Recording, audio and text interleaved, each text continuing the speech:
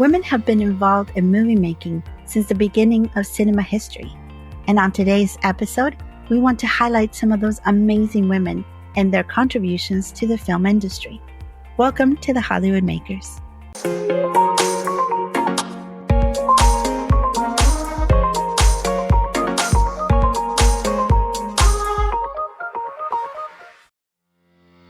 Hi everyone, I am Claudia Cano Osbjörnsson, your host. As we conclude the celebration of Women's History Month, and we come to the end of award season for 2023-2024, here at the Hollywood Makers, we wanted to take the time to highlight the history of women in film. We also want to remember and honor the trailblazing women who became the first Oscar nominees and Oscar winners up to date. Women were part of the filmmaking process since the start of cinema history. During the early years, women were more involved in all the aspects of the industry, more so than men. Women were writers, directors, producers, actresses, editors, designers, and so much more. And as we come to the end of Women's History Month, we want to highlight and remember some of those pioneers that paved the way for women in the industry. Let's start way back, in the beginning, when everything was silent. Two of the women that were recognized as true trailblazers during the silent film era were Alice Guy Blaché and Louise Weber. Alice Guy Blaché was born in 1873 and died in 1968. She was the first woman to ever direct a film. It is said that she directed over 700 films in her lifetime. Her film, The Cabbage Fairy, was considered by historians as the first fictional narrative film ever made. See, back in the day, film only was used to capture real-life images, but Alice was the first to combine film and storytelling. She was also the first to try out different techniques in editing and filmmaking, like close-ups, split screen, and even added color by hand-painting each frame. Alice also portrayed women in very important roles while exploring social issues. The other trailblazer during the silent film era was Louise Weber. She was born in 1879 and died at the age of 60 in 1939. She was the first woman to own a film studio, and she was also the first and only female member of the Motion Pictures Directors Association, which later became the Directors Guild of America. Louise was also the only woman part of the founding members of the Academy of Motion Pictures Arts and Sciences. It has been said that Barbra Streisand was the first woman to write, direct, produce, and star in a movie. But it was Louise Weber who did it first. She was considered a pioneer in the industry, and she addressed many controversial issues in her films, including birth control, racial and political justice, poverty, and capital punishment. One of the first female directors that was openly gay during the silent film era was Dorothy Arzner. Dorothy was born in 1897 and died in 1979. Even though she worked during the silent film era as an editor, writer, and director, it was her contributions to transition to movies with sound that was the most invaluable. She is credited with inventing the boom mic. They say that she dangled a microphone from a fishing rod, and voila. Dorothy directed more than 20 feature films, giving her one of the largest feature filmographies of any woman in Hollywood. In the 1940s, Dorothy became a professor at UCLA, where she taught famous director Francis Ford Coppola. In many cases, the ones that received the most praise are in front of the camera, and that was the case for many actresses that became iconic in cinema. One of those women was Mary Pickford. Mary Pickford was born in Canada in 1892 and died in Hollywood at the age of 87 in 1979. She was a pioneer in the movie business and helped make acting a craft. She was known as America's sweetheart and the girl with the curls. Along with her husband Douglas Fairbanks, Pickford founded the Pickford Fairbanks Studio. Later, they also founded United Artists, along with Charlie Chaplin and D.W. Griffith. Mary Pickford was also one of the founding members of the Academy. Mary won her first Academy Award for Best Actress in 1929 for Coquette, her first movie with sound. Later, in 1976, she received an honorary Oscar for her contributions to the development of the movie industry. Other iconic actresses that have made history in the world of cinema are renowned names like Katharine Hepburn, who won 4 Academy Awards in a career that spanned over 60 years. Names like Bette Davis, who also had a career of more than 6 decades with over 100 films. She became the first woman to become president of the Academy of Motion Picture Arts and Sciences. And who could forget the beautiful Audrey Hepburn, who was the first actress ever to win an Oscar, Golden Globe, and BAFTA award for her role in the film Roman Holiday. One actress that was just not iconic in the film industry, but also changed the world with her invention, was Hedy Lamarr. Once promoted as the world's most beautiful woman, Hedy was definitely more than just looks. Along with composer George Antheil, during World War II, they developed a technology that assisted allies by guiding torpedoes. That frequency tech influenced the development of Wi-Fi and Bluetooth technology used today. Women were also distinguishing themselves in other areas of cinema, including costume design, editing, and visual effects. But unfortunately, the Oscar nominations and wins were spread thin through the years. Let's review some of the most remarkable women who became the first to receive Academy Award nominations and those who won the coveted award. Starting with Janet Gaynor, who was the first to win the award for Best Actress in 1929. She was the first in the history of the Oscars. In 1930, Frances Marion won the Oscar for Best Screenplay for The Big House. She was the first woman to win in writing categories and the first person to win multiple wins in writing. In 1934, Anne Bouchans was the first woman to be nominated for Best Film Editing for Cleopatra. 7 years later, in 1940, she became the first woman to win for Best Film Editing for the movie Northwest Mounted Police. In 1939, Hattie McDaniel became the first African American to win and be nominated for an Academy Award as supporting actress for her role in Gone with the Wind. In 1949, Edith Head received an Oscar nomination for The Emperor's Waltz, the first of her 35 nominations, including 8 wins, making her both the most honored costume designer and woman in the Academy Award history. She's considered to be one of the greatest and most influential costume designers in film.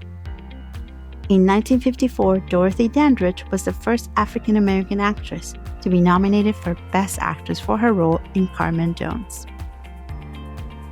In 1974, Julia Phillips became the first female producer to receive an Oscar for Best Picture, sharing the win for the movie The Sting. She shared another nomination in 1977 for Taxi Driver.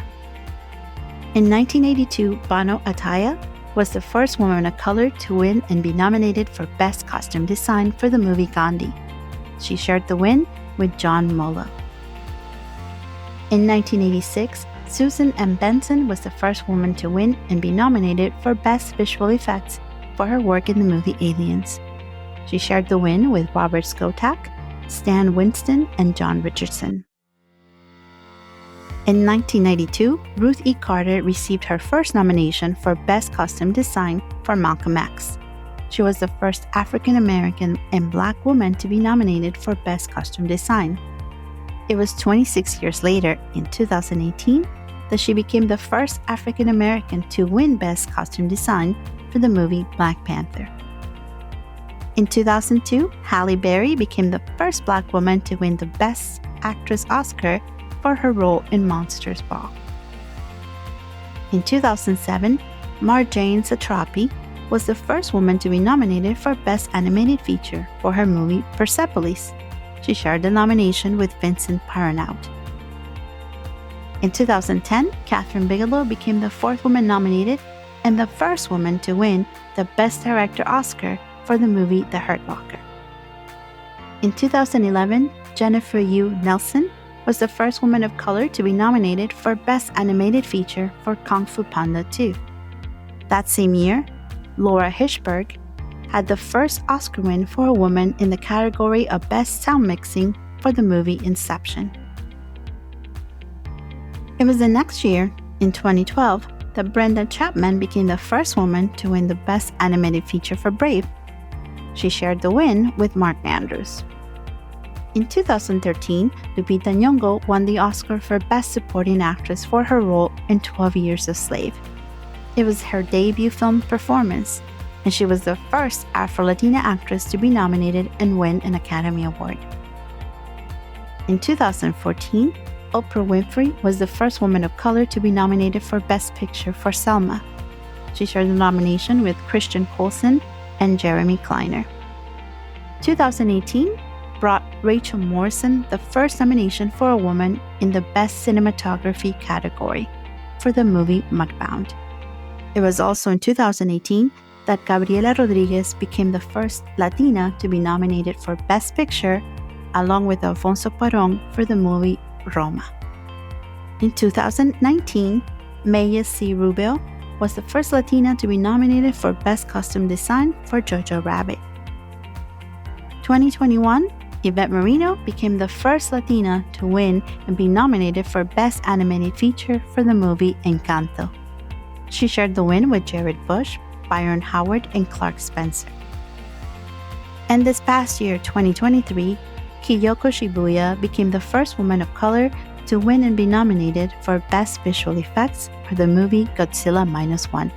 She shared the win with Takashi Yamasaki, Masaki Takahashi, and Tatsuya Nojima.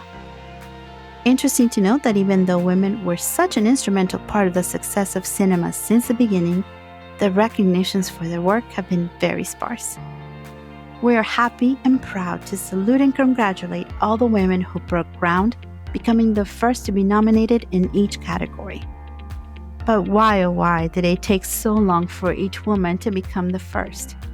Why are there so many years in between winners? And why, out of 400 nominated directors since the Oscars started in 1929, only 8 of those directors were women, and only 3 of them have won the Oscar to date? If women have contributed so much to the industry, we hope that we get to see more equality in the way that we are paid and the way that we are recognized for our work. And now, it is my pleasure to introduce you to our segment, The Wants to Watch. First on the list is Problemista. Problemista tells the story of Alejandro, an aspiring toy designer from El Salvador struggling to bring his unusual ideas to life in New York City. As time on his work visa runs out, a job assisting an erratic art world outcast becomes his only hope to stay in the country and realize his dream. From writer-director Julio Torres comes a surreal adventure through the equally treacherous worlds of New York City and the U.S. immigration system. Interesting facts about Problemista. Julio Torres not only writes, directs, and produces the film, he also stars as Alejandro. The story is loosely based on Julio's life and all the odd jobs and encounters he had as he dealt with his immigration status and creative lifestyle. Julio was a writer for Saturday Night Live and was the co-creator, writer, and executive producer of the HBO series Los Spookies. Julio was not originally set to direct Problemista. It was his co-star Tilda Swinton that encouraged him to direct his story. Costuming provided an early key to tapping into Tilda's character's unruliness. Julio said coming up with the wig was one of the most joyful experiences he had. He wanted her hair texture to fight her choice of haircut. Next on the Wants to Watch is Monkey Man. If you like action movies, then this one is definitely one to watch. Inspired by the legend of Hanuman, an icon embodying strength and courage, Monkey Man stars Patel as Kid, an anonymous young man who lives in an underground fight club where, night after night, wearing a gorilla mask, is beaten bloody by more popular fighters for cash. After years of suppressed rage, Kid discovers a way to infiltrate the enclave of the city's sinister's elite. As his childhood trauma boils over, his mysteriously scarred hands unleash an explosive campaign of retribution to settle the score with the men who took everything from him. Monkey Man is Dev Patel's directorial debut. He's starring, producing, co-writing, and directing the film. Dev Patel broke his foot and then broke his hand while filming. A doctor had to put a screw in his hand and he was not supposed to use the hand for a while, but he still went back to film the action sequences with a small cast. Dev said on an interview that his crew made t-shirts with a picture of the screw that was used to fix his broken hand during filming. They're like, "This is the screw that kept the production afloat," he said. The film went into production in India, but was shut down during COVID, and the set was relocated to a small island in Indonesia. Many of the team members working behind the scenes had to become actors due to the restrictions at the time. Dev Patel received a standing ovation during the premiere of Monkey Man at South by Southwest. We hope you enjoyed today's episode. Please don't forget to follow, like, and subscribe, and become part of our community of the Hollywood Makers. Till next time.